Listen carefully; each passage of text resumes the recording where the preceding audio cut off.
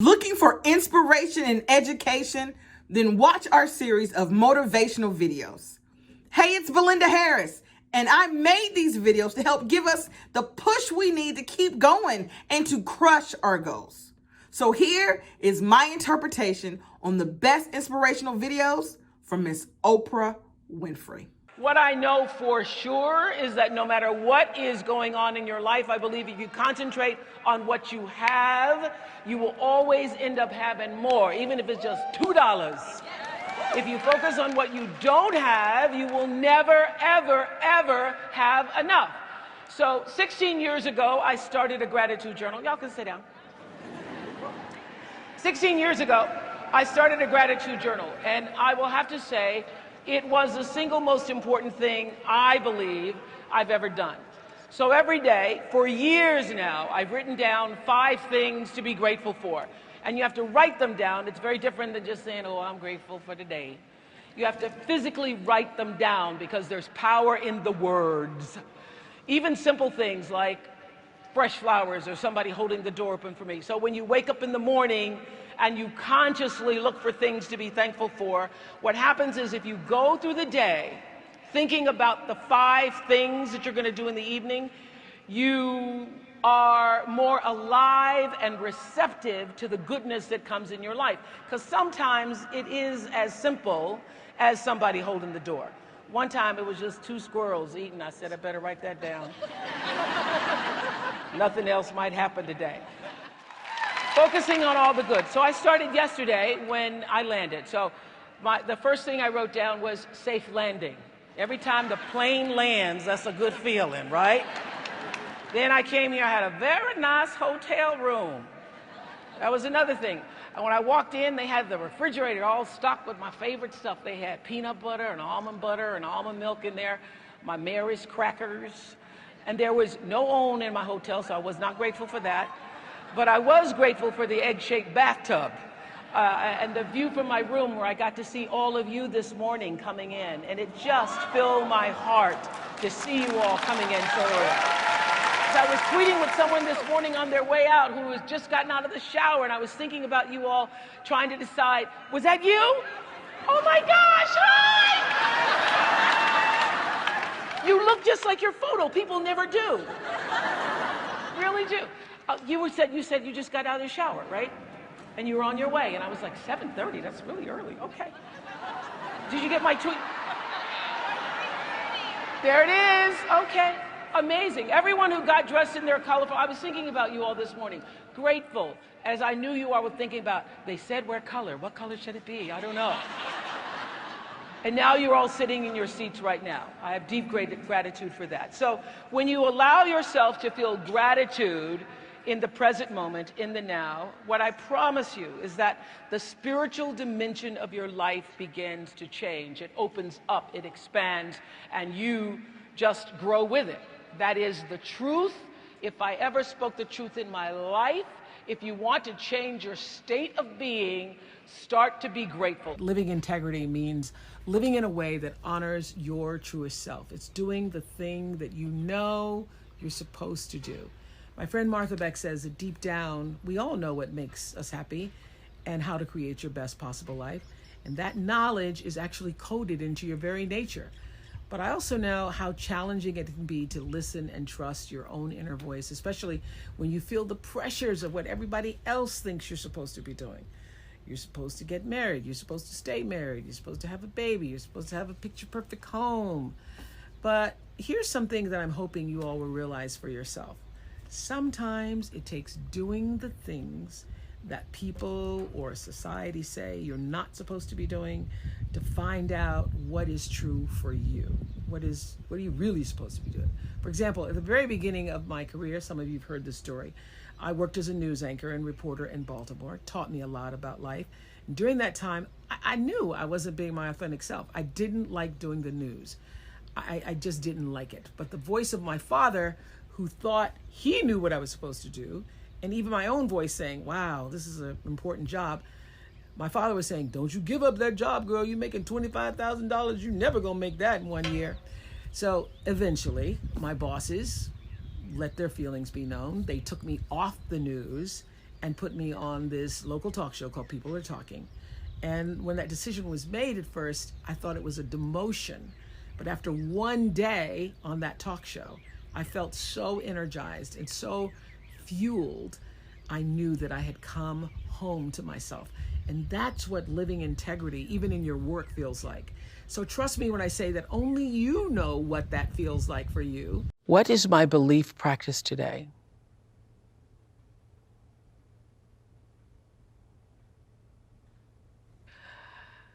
Today,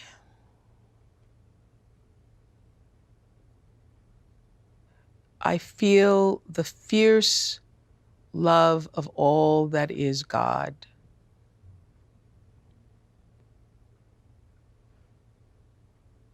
So deeply,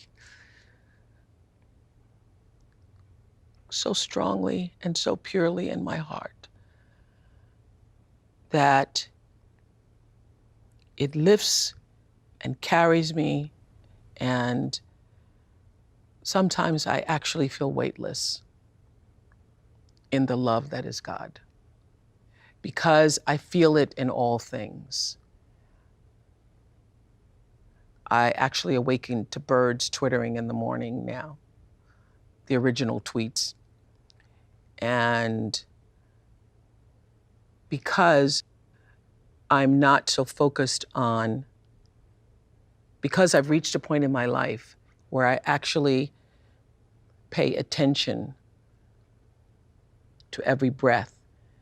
And my spiritual practice is that I awaken, and the first thought is thank you.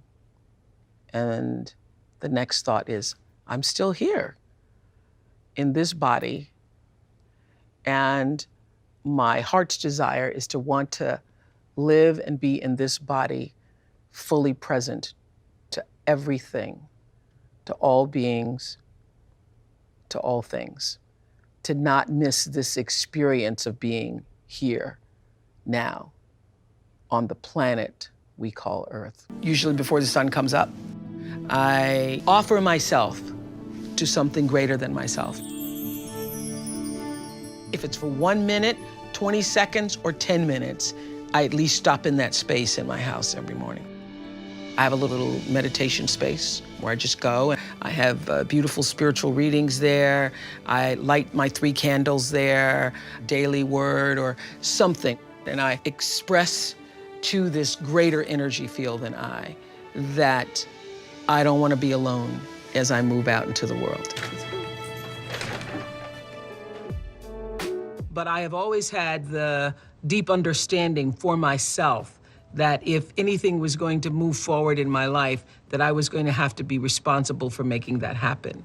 And I know that to be true now and can articulate it as you are responsible for your life.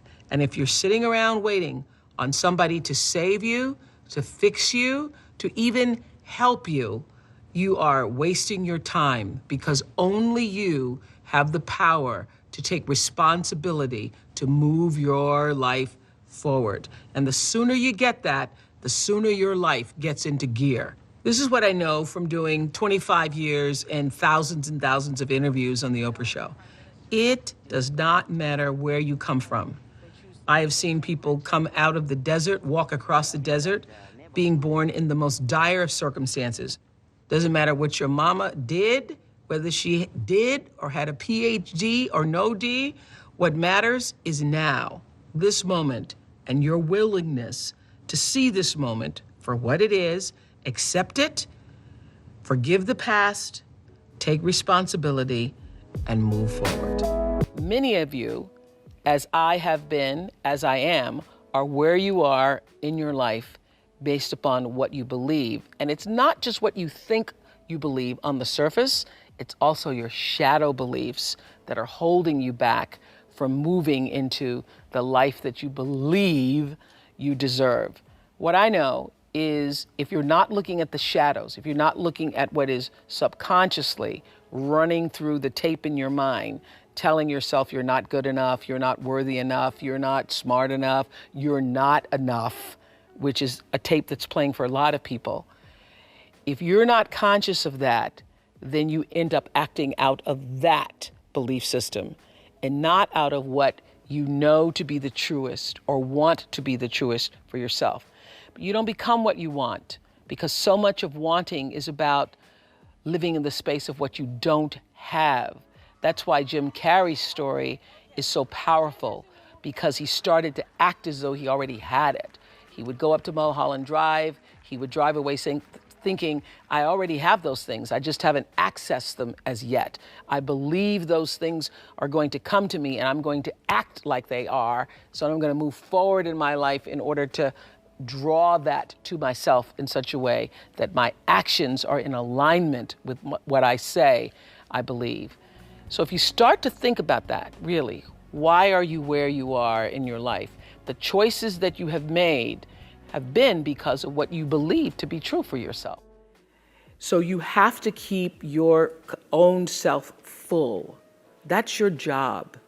That's the number one thing you have to do, is to work on yourself and to fill yourself up and keep your cup full. Keep yourself full. Because you only when you're full, I'm full, I'm overflowing, my cup runneth over. I have so much to offer and so much to give. And I am not afraid of honoring myself. You know, it's miraculous when you think about it. This week's intention: letting go of energy that's clouding your vision and holding you back. It's a life practice that I learned long ago that has freed me, so many ways.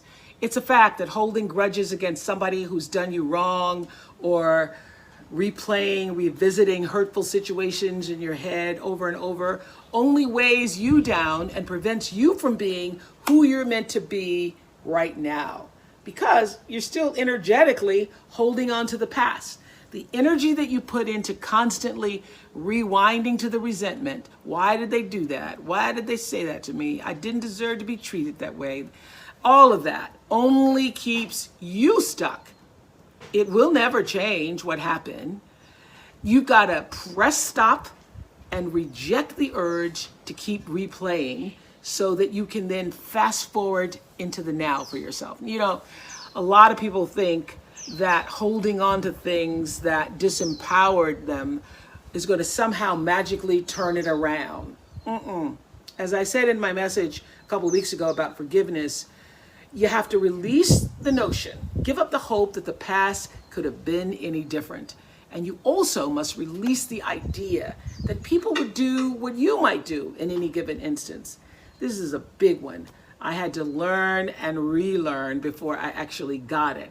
Expecting people to do what you would do in a situation only leads to your disappointment, not theirs. They're going on with their life. So let people be who they are, and either you accept it or you don't. Not doing that keeps you stuck in a circumstance that actually costs you time, costs you energy. And I can guarantee that oftentimes the person on the other side of the bitterness you're holding on to, they're not even thinking about you. In fact, they probably have just moved on. They certainly aren't obsessing the way you are. Think of it like letting go of any bad habit that just doesn't serve your well-being. Not an easy task. Taking the road to a more enlightened, healthy existence never is. So this is what I want to ask you to ask yourself. Why am I holding on to this? How is this serving me? And really think about the answer. Maybe it makes you feel validated. Maybe it makes you feel righteous. Or maybe taking on the pain is your way of recognizing the injustice, so that even though it won't be made right, it can at least not be forgotten. Then I ask you, again, ask yourself, do you want to be right, or do you want peace? Woo! This was huge for me. The unfortunate fact is that having both may not be possible. And also, you may never get your moment of righteousness, so why wait for it? Choose peace. What I know for sure is that in this world, time is a moving on, and it's our most valuable commodity. You can never get it back. So staying in that loop, playing it over and over in your head of hurt, only amplifies your pain. Let it go. Exhale, make room in your heart for for something that is uplifting. Surround yourself with people who want the best for you. You have the ability to shift the DNA of your spirit and control how you perceive life. So why not lighten your load and let it go? The other thing that you have to learn is when you hold on to your history, you do it at the expense of your destiny. Oh my God. Woo! That hit me. That just hit me. Did that hit you? That hit me. Wow. Whoa. This is a pump moment right here. That's a church thing. That hit me. Yeah. Did that hit y'all? When you hold on to your history, you do it at the expense of your destiny. Yes. That makes me want to cry.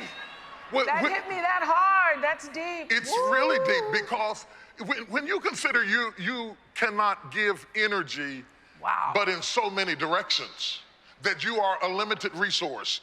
And if you're going to spend all that energy energizing where you've been, Wow. then you're not going to have the fuel and the fire and the tenacity and the aggressiveness that you need to energize where you're going. So touch somebody and say, let it go. Let it go. Wow. Women are taught to think that it is powerful to hold people hostage with what they did wrong, that's your power, that's how you get back. No, I didn't forget it, and I'm strong, and I'm tough. But it takes more strength to forgive than it does to be vengeful and angry. And the worst part about it is, I really believe that forgiveness does not exonerate the perpetrator. It does not justify their behavior. Forgiveness is a gift you give yourself. Woo! Because you let it go. Because you let it go so that you are available to be your highest and best self. And because you are saying that it is not stronger than me. It is not stronger than me. I disconnect from it as a sign that I am in control of it, and it is not in control of me. All right. I'm still holding, when you hold on to your history, you do that at the expense of your destiny. That's a quote for the ages, I gotta just tell you. It's powerful. That's right up there with It has been my philosophy. If I had held on to all the things that happened to me in my childhood and in my life, I wouldn't be standing here today. I had to realize that when you rehearse those visions and images, you empower them. You actually enshrine them. I decided to cast down the idols of my history and to embrace the possibilities of my destiny so that I was available when God's roll call was made. Are you present and available for what I want to do in your life right now? My hands are free. Here I am. Pick me. I'm ready to go. That's so good. I mean, look, the fears and doubts are a part of it. Can I be honest with you? Everything I've ever done started with a fear. My walking out on stage, that starts with the fear. When Oprah came and got me for this life class, I told her, I said, boy, this is like a stand-up appearance for me. I'm back there sweating. I don't want to talk to nobody. I have to overcome fear all the time. When I wrote my book, I was afraid. When they told me we wanted you to be a game show host, I'd never done that. I was afraid. When they said, we want you to do a talk show, I was afraid. I have to overcome fear all the time. But the best way for me to overcome fear is the dream has to be bigger than the fear. That's the only way you turn around and run at it. I just want something so great. I aim for stuff so big that the dream is bigger than the fear. Look at it like this, man. If you don't ever go for this, would it be better for you to face the fear or just deal with the fact that you just never gave it a shot? Oh, face it, definitely. See, that's what the dream. And I saw you with your tie on. I know that makeup mirror, that's backstage somewhere in a dressing room. Somebody's hiring guys like you. There's no such thing as too old. I'm 57. If I went back out there, I'd get hired tomorrow as a stand-up. If you're funny, there's a marketplace for you.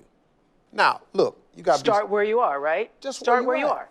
You don't worry, man. Where you at? Now, don't stop paying the house note and stuff. Okay, so let's go through it. You have to know your gift. Do you think you're gifted at this? Yes, ma'am. Absolutely. Okay. And then you have to be clear about your vision. Absolutely. Okay, and then surround yourself with other dreamers. Let's talk about that. You know, if you don't surround yourself with other dreamers, here's what I know. If 9 of your friends are broke, you're going to be the 10th one. That's it. If 7 of your friends smoke, you're going to be number 8. If you stay with that circle of friends, you've got to surround yourself with like-minded people. See, stop telling your big dreams to small-minded people. Take yourself, look, you're talking to me. You're 52, I'm 57. I'm a stand-up comedian, been one for 30 years. It's a natural thing for me. I would talk to people who are in the business, talk to people who are doing it. Don't let your age define you. Jack Benny, Jonathan Winters, Red Skelton. George Burns. George Burns. At 90, I took up country music. I figured, why not? I'm older than most countries.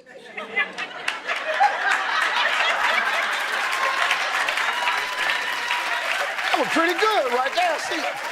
See, my mouth open because I've never been able to do impressions. You know, I can't do that. So I see a guy like you, the golf tournaments, the corporate gigs that's available, clean corporate gigs like that. But surround yourself with people who are like-minded so you can quit getting the negative stuff that's been stopping you anyway.